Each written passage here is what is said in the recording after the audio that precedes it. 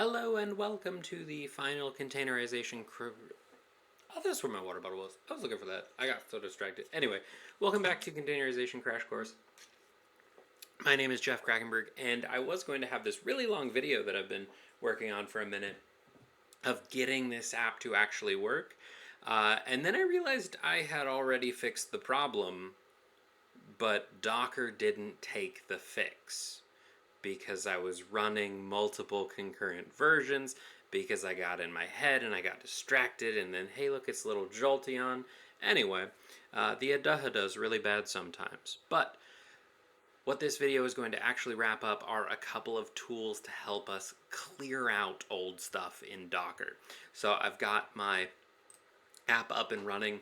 And again, one of the main things to keep in mind with your issues is going to be your actual port numbers. So if we think back to the, what was it?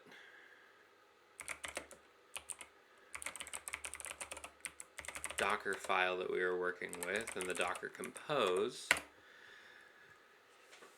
Originally I had 5,000 exposed for the app, which is what I told the app to use, but then under the model I had 8,000 and 8,000 here. Then when we actually ran it, we saw at the end of the last video that the port exposed was 12434, the default for Docker model runner.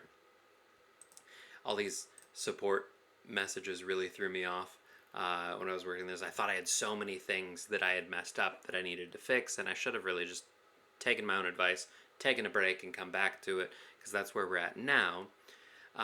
So anyway, to get back to what I was talking about, I went so far as to not just try and fix it through Compose. I tried to fix it through Olama, copied the whole thing, ported it over. It didn't do anything because nothing right there was wrong, right? So one of the things that I have overlooked constantly is once you are done, I normally just do Control-C to stop, right? We use Docker Compose up to start it, and then it says press Control-C to quit, and we just let it quit. It'll do its thing, but we never really cleared it out. So if I do Docker Compose down V, you'll see that it actually goes through and removes my apps and my network that was in there. So now if I do Docker PS A, I've got nothing in there. Docker network list, I've got a bunch of stuff in here from all of the various things, but you don't see the PyChat network because we cleared that out. And then previously we used Docker network prune, and that was how I had cleared out all of the networks, but it wasn't the containers and the networks that were making the problem. If I went to Docker, what was it, model logs, yeah, so if I go into here, I actually read through the errors, well, not the errors, the logs, to see what it was using. So a lot like we talk about double checking your work. So we have network prune is what we had been doing, but that only cleared out the networks, right? And I had previously done my silly Docker RM, that's not my normal one, this one to pull it out. But Compose down does that the same way, but then we also have this forceful one to just get rid of everything if we had anything. So if I now go to Docker images list, or Docker images, not images list, see I still have my Docker runner and my PyChat.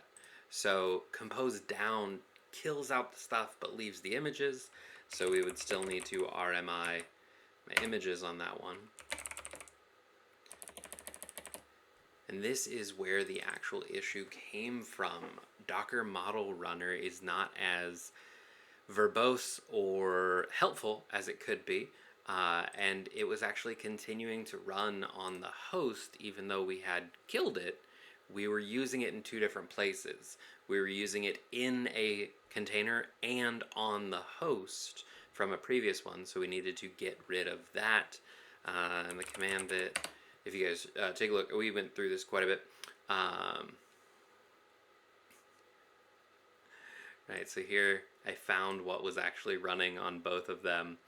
You don't mind the build, close, build, close, build, close, build, close. You guys ever make incremental changes and then feel like it should work? Anyway, let's go ahead and clear that out.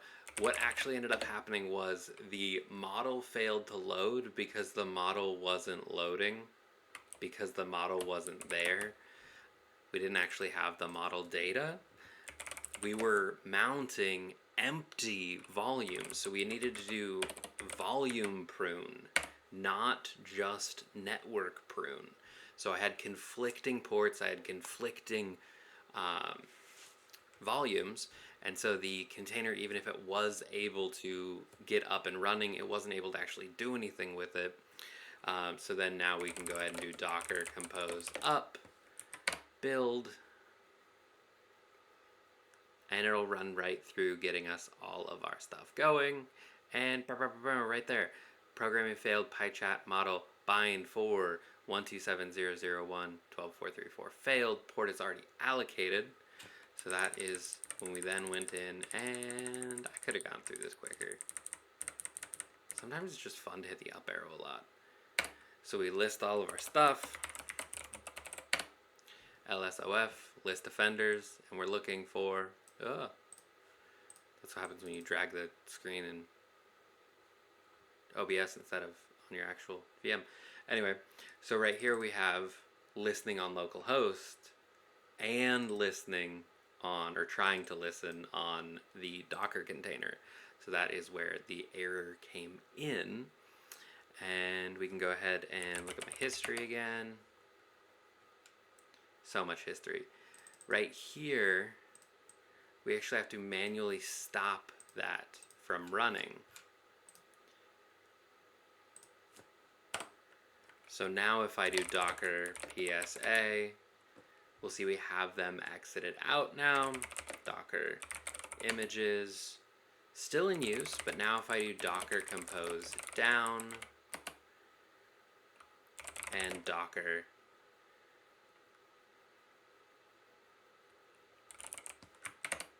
going to do them all again because I forgot which one I needed to do. And then docker RMI to clear that out. If I do docker PSA now, got nothing in there.